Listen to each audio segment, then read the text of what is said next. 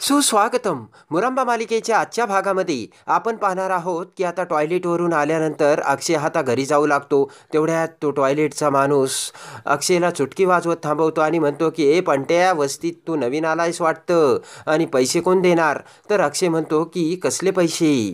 तेव्हा तो माणूस म्हणतो की टॉयलेट वापरलं ना तेव्हा टॅक्स कर भरावा लागतो आणि टॉयलेट मेंटेन करावं लागतं त्याचे पैसे.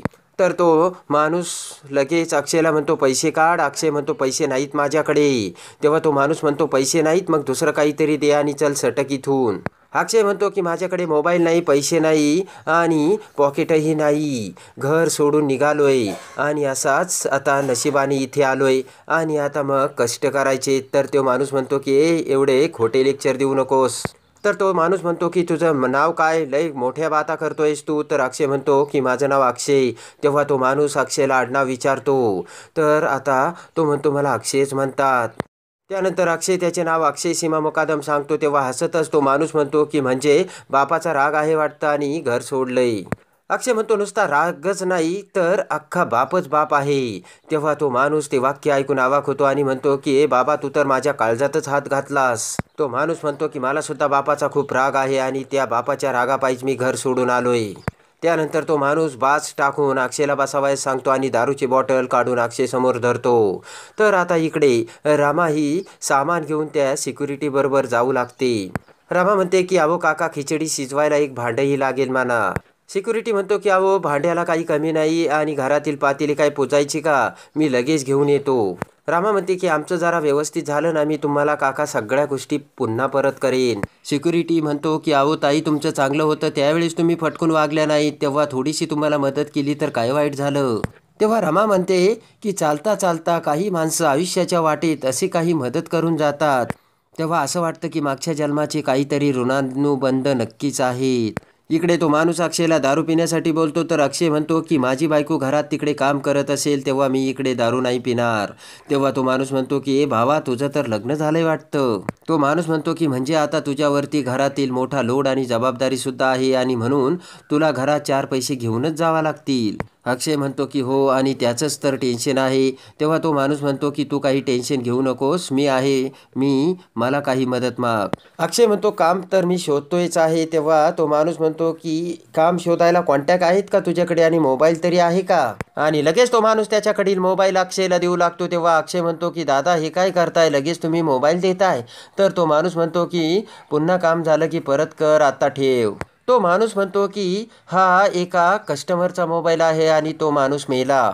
तो माणूस म्हणतो की तो म्हातारा मोबाईलमध्ये पोरींचे फोटो बघायचा आणि लय मजा करून गेला, जाऊ दे. तो अक्षय म्हणतो की ए भाई, तू काही ओळख नसताना आपण आत्ताच भेटलोय आणि मोबाईल देतोय. तर तो माणूस म्हणतो की ओळख कशी नाही? इकडे तो माणूस अक्षयला म्हणतो की त्याला रिचार्जसुद्धा केलाय. तर अक्षय म्हणतो की हो हो. इकडे आता तो माणूस म्हणतो की मोबाईलमधून आता जॉब शोध बरं का. अक्षय म्हणतो की आता हळूहळू मोबाईलमध्ये कॉन्टॅक्ट येतील आणि मग काम शोधेन. तर तो माणूस म्हणतो की आता माझी दारूचा टाईम झाला, मी जातो बरं का, आणि तो माणूस तिथून निघून जातो. इकडे आता रमा ही वस्तू घेऊन घरी येते आणि आता स्वयंपाक करू लागते. इकडे आता सिक्युरिटी रमासाठी भांडी घेऊन येतो. ते भांडी बघताच रमा त्या भांड्यामधील वस्तू बघते आणि म्हणते हे काय काका? तर ते काका म्हणतात की बायको म्हटली नुसतीच मोकळी भांडी घेऊन जाऊ नका, त्यामध्ये काहीतरी द्या. तेव्हा 3-4 दिवस पुरेल एवढा मीठ मसाला आणि सर्व काही तिने दिलंय. आणि लगेच अक्षयने रमाला जेवायचे सांगितल्यानंतर आई आजीने कसे रमाला थांबवले हे आठवते आणि रमाच्या डोळ्यात पाणी आलेले असते. डोळ्यातील पाणी पुसत रमा म्हणते की काका, मी तुमचे उपकार कसे आम्ही फेडू तेच काही मला माहीत नाही. तेव्हा काका म्हणतात की आता लाजू नकोस रमाबाळ. सिक्युरिटी म्हणतो की तुम्हाला काका म्हणतेस ना, तेव्हा आता मला असे अजून लाजू नकोस रमा. इकडे आता अक्षय तो मोबाईल बघत म्हणतो की मला जर जॉब शोधायचा असेल, इंटरनेट बघायचं असेल तर हातात आता मोबाईल तरी आलाय. असे म्हणत आता अक्षय लगेचच एका माणसाला फोन लावतो. अक्षय त्याला त्याच्या कामासाठी तिथे व्हॅकन्सी असल्याचे विचारतो, पण ते व्हॅकन्सी नसल्याचे सांगतात. त्यानंतर अक्षय आता 3 ते 4 ठिकाणी फोन लावतो. तेव्हा एका ठिकाणी व्हॅकन्सी असल्याचे अक्षयला सांगतात आणि लगेच अक्षय म्हणतो की मी वेळेत येतो इंटरव्ह्यूसाठी.